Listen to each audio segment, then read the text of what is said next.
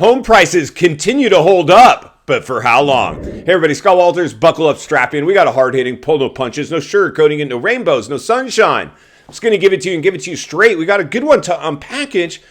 Today, home prices, how long can they actually hold up? The realities are this, friends, very simple. Welcome to the show. It's very simple. So we cooled off the housing market with the interest rate environment finally being raised, in my opinion, too little, too late. We came to the party a little too late on this one. The damage has been done. The dust will settle. There will be blowback, and we will pay the piper from overheating the biggest asset class in the world, the U.S. real estate market. That's bad, and we see all the headwinds now playing out. This one is very serious. Make no mistake about it. I've warned about this since day one, prior to interest rates, in the low interest rate, when all mainstream media outlets handed down for some newsroom reporting on the red-hot housing market. No!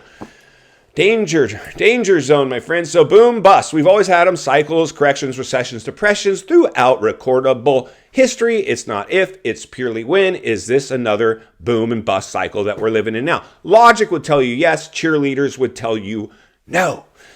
Whew. So I'm here to blow the lid off that. I hope you're ready to do a little whistle blowing. My job is to raise awareness, ring the bell, and sound the alarm and let people know anytime the real estate market exhibits bubble behavior, there's gonna be crash risk. Hello, welcome to reality.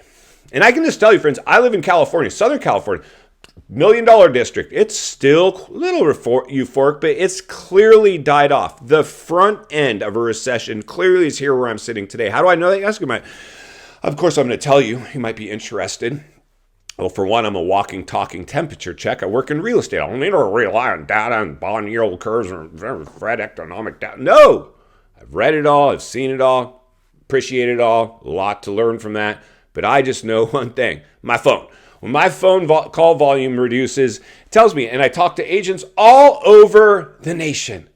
All over the nation. Biggest network of top-rated agents in the world that I get to talk to. And I get to temperature check them too. So the realities are it's cooled off. We've stalled it. Interest rates have accomplished that now. We're now teetering on the razor's edge. Now, here's the challenge I'm having with some of the cheerleading that I've been seeing out there. Telling you why this time is different. There's no 2008. Well, they have financial gain. They're in the industry. We have to take what they say with a grain of salt. Anybody that has financial gain, you have to take with a grain of salt, especially if they base their cost of living on recent bubble behavior. They're in panic mode. And we had this in 2008, by the way. We had this. But the realities are this, friends. Even in 2008, a recession, even in 1929, the Great Depression era, even in that depressionary level of a downturn, certain housing markets didn't crash. So if your housing market isn't crashing, it doesn't mean that everything's okay. Take a look out further than your backyard. Insane. Like I said, in previous crashes, not everywhere crashed. Some were able to sustain it. But the realities are the economic climate could not sustain it, and recessions were ushered in. But some areas are going to be able to weather the storm. We've talked about this. Real estate is local. But today, to drive our point home, we're going to travel over to Jupiter, Florida. One of you, a subscriber, reached out to us and said, hey, our area is still behaving normally. What's going on here? I don't see any crash. Well, you're right. In my area, it's the same. But there's a lot of areas that aren't. Austin, Phoenix, Vegas. You throw a dart at a map, and there's plenty of areas that are. So this is not a one-size-fits-all situation by any stretch. But today I want to take a look at Jupiter, and I'll tell you why. Because your area might be behaving the same way. So today I want to go ahead and take a look at a local listing over there, and I want to examine it. And then we're going to meet back here and talk about it a little bit and why it's so significant. Let's get started. All right, friends, buckle up and strap in our subscriber messages. Can you please do a video on Jupiter, Florida, and the immediate area? The property values keep going up and or just stays the same, but isn't dropping. Well, let's jump over to Jupiter and take a look at a current listing. Next up, our crash map, courtesy of our good fuzzy friends over at Zillow. Everything on your screen is going through the kiss of death, price reductions, and our property is doing exactly that. Let's jump over and take a peek. As we can see here, our property just enjoyed a $50,000 price cut and is still stuck on the market. Let's go see why.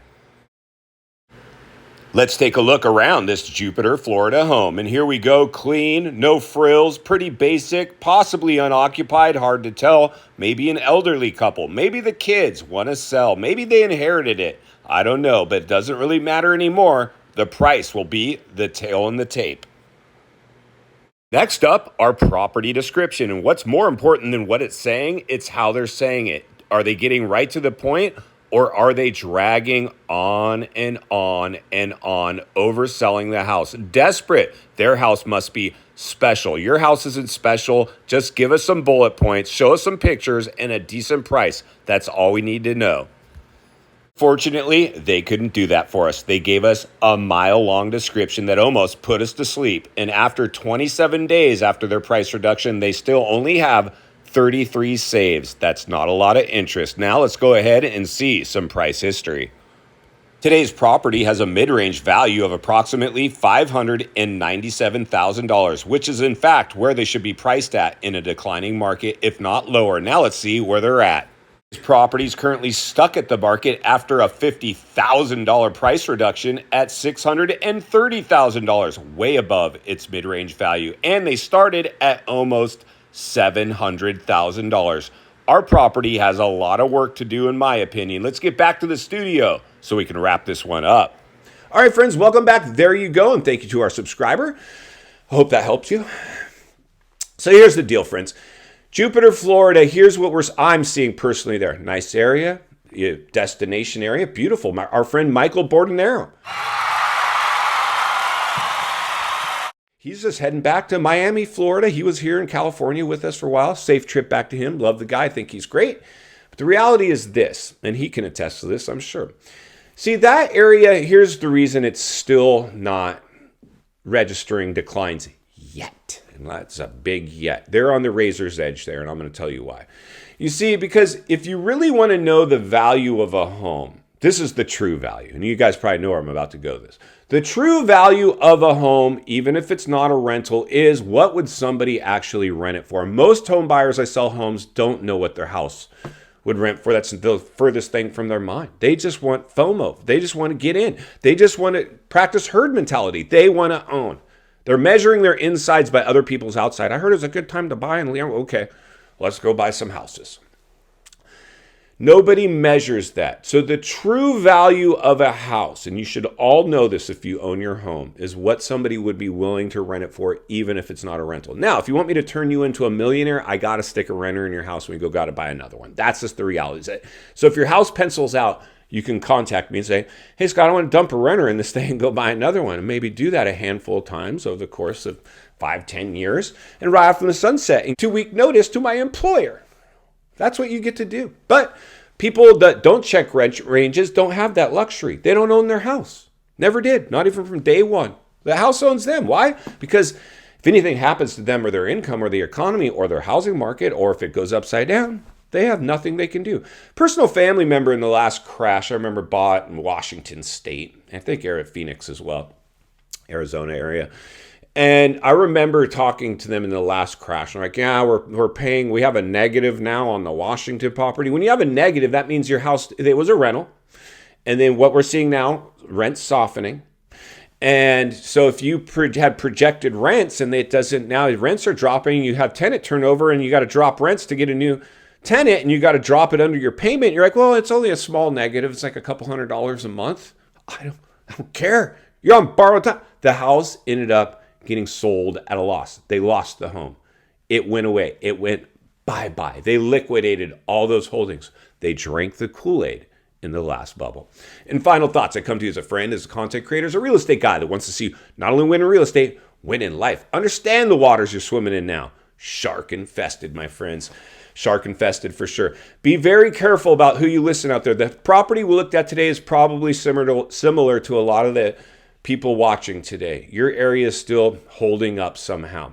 This property we looked at today is only holding up because its rent range is in fact within its estimated payment. This property is pretty close to penciling out. It's a close, but it's for me, you need wiggle room. I need to see my rent range way above my cost to carry. Not way above, but above. I don't want to break even. This area, in my opinion, is in fact on borrowed time. It might be one of the last areas to get hit, but eventually my guess is it will get hit. It's just a matter of time. In the meantime, I'll be here to blow the lid off it every step of the way, because it's not only what we need, it's in fact what we deserve. If you appreciate the content, I want to humbly ask you to give the video a like, subscribe to the channel, leave a comment below. I'd love to hear from you. Social media, link in the description of this video if you'd like to follow me there, along with links to channels I've appeared on I think you might enjoy. If you need help buying or selling real estate here in America, I have the biggest network, top-rated agents in the nation ready to assist you. It'd be our honor and our privilege to do so. Email in the description for you as well, or simply reach out to ScottWaltersRealestate@gmail.com. We'll find you there. Also, if you're watching from your television set today and you enjoyed this video, gonna love the next video. And there's an easy subscribe icon for your convenience. As always, thank you for your time. Please go make it count today, and I'll see you on the next video.